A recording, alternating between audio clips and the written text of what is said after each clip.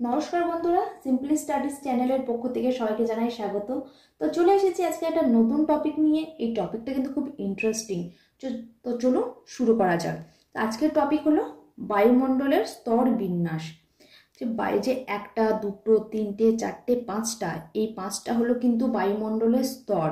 আর প্রথম স্তর হচ্ছে ট্রপোস্ফিয়ার, দ্বিতীয় স্তর স্ট্র্যাটোস্ফিয়ার, তৃতীয় স্তর মেসোস্ফিয়ার, চতুর্থ স্তর হচ্ছে থার্মোস্ফিয়ার বা আয়নোস্ফিয়ার, আর পঞ্চম স্তর হচ্ছে এক্সোস্ফিয়ার। তো আজকে আমাদের আলোচ্য বিষয় হচ্ছে ট্রপোস্ফিয়ারকে নিয়ে। মানে দৈনন্দিন আবহাওয়ার আমরা যে রকম বিভিন্ন পরিবর্তন অনুভব করি, এই বায়ুস্তরেই কিন্তু এই ধরনের পরিবর্তন দেখা যায়। এই যে শূন্য, এই 0 থেকে 18 কিমি পর্যন্ত হলো কিন্তু ট্রপোস্ফিয়ারের এরিয়া বা ট্রপোস্ফিয়ার স্তর। এই শূন্য মানে হচ্ছে কি? শূন্য মানে এটা, এই যেটা গোল মতো, এটা কি? এটা হচ্ছে ভূপৃষ্ঠ থেকে 18 কিমি পর্যন্তই হলো কিন্তু ট্রপোস্ফিয়ার। তো ট্রপোস্ফিয়ার সম্পর্কে আমরা আরো কিছু জানবো। তো একটা ছবির সাহায্যে আমি বায়ুমণ্ডল স্তরগুলো বিভাগ করে বোঝানোর চেষ্টা করেছি। তো আজকে প্রথম স্তর হচ্ছে ট্রপোস্ফিয়ার সম্পর্কে আমরা আরো কিছু জেনে নিই।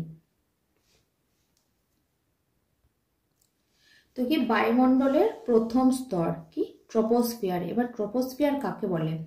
বায়ুমণ্ডলের একেবারে নিচের স্তরে অবাধে তাপীয় মিশ্রণ ঘটে বলে একে ট্রপোস্ফিয়ার বলে।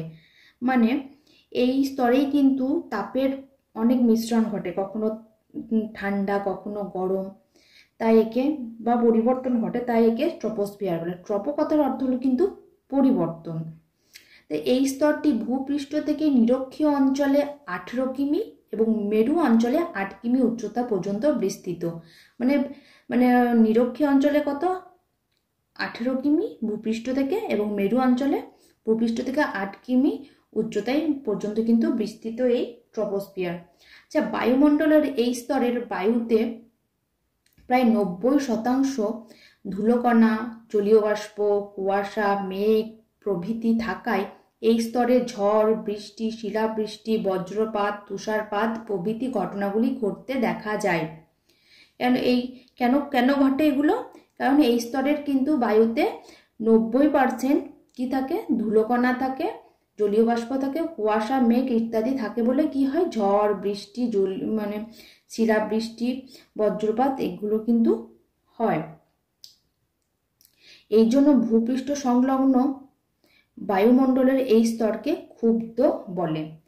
ক্ষুব্ধ মণ্ডল বলে। মানে এই জন্যই কিন্তু এইসব ঝড়, বৃষ্টি, শিলাবৃষ্টি, বজ্রপাত এসব ঘটে বলেই কিন্তু একে ক্ষুব্ধ মণ্ডল বলে। আর সবার থেকে বড় কথা হলো, বায়ুমণ্ডলের এই স্তরে আমরা বাস করি। মানে এই বায়ুমণ্ডলের এই স্তরে কিন্তু আমরা বসবাস করি। তারপরে কি? ট্রপোস্ফিয়ার ঊর্ধ্বসীমাকে বলে ট্রপোপোজ। মানে ট্রপোস্ফিয়ারের উপরের অংশটাকে বলে, বা ঊর্ধ্বসীমা, উপরের সীমানাটাকে বলে হচ্ছে ট্রপোপোজ। এই স্তরে বায়ুর উষ্ণতা একই রকম থাকে বলে একে সমতাপ অঞ্চল বলে। মানে এই স্তরে বায়ুর উষ্ণতার কোনো পরিবর্তনই ঘটে না, একই থাকে, তাই একে সমতাপ অঞ্চল বলে। তো এবার চলে আসি এই ট্রপোস্ফিয়ারের কিছু বৈশিষ্ট্য। তো প্রথম বৈশিষ্ট্য হলো, বায়ুমণ্ডলের এই স্তরে ভূপৃষ্ঠ থেকে যতই ওপরে ওঠা যায় ততই তাপমাত্রা কমতে থাকে। মানে বায়ুমণ্ডলের ট্রপোস্ফিয়ারের এই স্তরে যতই উপরে উঠে যাব আমরা, ততই কিন্তু কি হবে? তাপমাত্রা কমতে থাকে। প্রতি কিলোমিটারে 6.4 ডিগ্রি বা প্রায় প্রতি 165 মিটার উচ্চতায় 1 ডিগ্রি সেন্টিগ্রেড করে তাপ হ্রাস পায়। একে উষ্ণতা হ্রাসের স্বাভাবিক হার বা নর্মাল ল্যাপস রেট বলে। মানে 1 কিলোমিটার গেলে কি হবে? 1 কিলোমিটার উপরে গেলে কি হবে? 6.4 ডিগ্রি কমবে, ওর যে তাপমাত্রা কমবে। বা 165 মিটার উচ্চতায় গেলে কি হবে? 1 ডিগ্রি সেন্টিগ্রেড করে কি তাপ কিন্তু কমতে থাকে, তাই একে কি বলে? নর্মাল ল্যাপস রেট বলে। যে ভূপৃষ্ঠের ওপরের 10 থেকে 13 কিলোমিটার উচ্চতায় বায়ুর তাপ এই হারে কমতে থাকে। মানে কি, ভূপৃষ্ঠ থেকে মানে মাটি থেকে 10 থেকে 13 কিলোমিটার উপরে উঠলেই কিন্তু তাপমাত্রা কিন্তু কমতে থাকবে। যে মধ্য অক্ষাংশে ট্রপোস্ফিয়ারের ঊর্ধ্ব সীমানায় বায়ুমণ্ডলের উত্তাপ -75 ডিগ্রি সেন্টিগ্রেড থেকে -60 ডিগ্রি সেন্টিগ্রেড হয়। মানে মধ্য অক্ষাংশে কি হয়, ট্রপোস্ফিয়ারের উপরের সীমানায় কি বায়ুমণ্ডলের উত্তাপ কত থাকে, -75 ডিগ্রি সেন্টিগ্রেড থেকে -60 ডিগ্রি সেন্টিগ্রেড হয়। আচ্ছা, 2 নম্বর বৈশিষ্ট্য হলো বায়ুমণ্ডলের বিভিন্ন স্তরের মধ্যে ট্রপোস্ফিয়ারই হলো সব থেকে গুরুত্বপূর্ণ স্তর। এই যে আমি আগে ছবির মাধ্যমে যে 5টা স্তরের কথা বললাম, এই ট্রপোস্ফিয়ার ছাড়াও যে আরও 4টে স্তর আছে, ওই স্তরগুলোর থেকে কিন্তু এই ট্রপোস্ফিয়ার হলো সব থেকে গুরুত্বপূর্ণ স্তর। তো বায়ুমণ্ডলের মোট গ্যাসীয় ভরের প্রায় 80% ধারণা করে ট্রপোস্ফিয়ার। মানে বায়ুমণ্ডলের মোট গ্যাসীয় ভরের প্রায় 80%ই কিন্তু এই ট্রপোস্ফিয়ারেই থাকে। এই জন্যই এখানে বায়ুর চাপ সবচেয়ে বেশি, কারণ এই স্তরেই কিন্তু 80% বায়ুর গ্যাসের ভর থাকে। তাই এই স্তরের মানে বায়ুর চাপ সব থেকে বেশি হয়। আর 3 নম্বর বৈশিষ্ট্য হলো ট্রপোস্ফিয়ারের উপরের স্তরে জলীয় বাষ্প বা মেঘ থাকে না বললেই চলে। মানে ট্রপোস্ফিয়ারের উপরের স্তরটা কি, স্ট্র্যাটোস্ফিয়ার।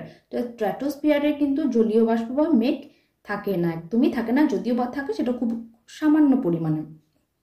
এই অক্ষাংশে উচ্চতা বৃদ্ধির সঙ্গে সঙ্গে বায়ুর চাপ কমতে থাকে। মানে এই অক্ষাংশে মানে ট্রপোস্ফিয়ার থেকে যত উপরে ওঠা যাবে কিন্তু ততই কিন্তু বায়ুর চাপ কমতে থাকবে।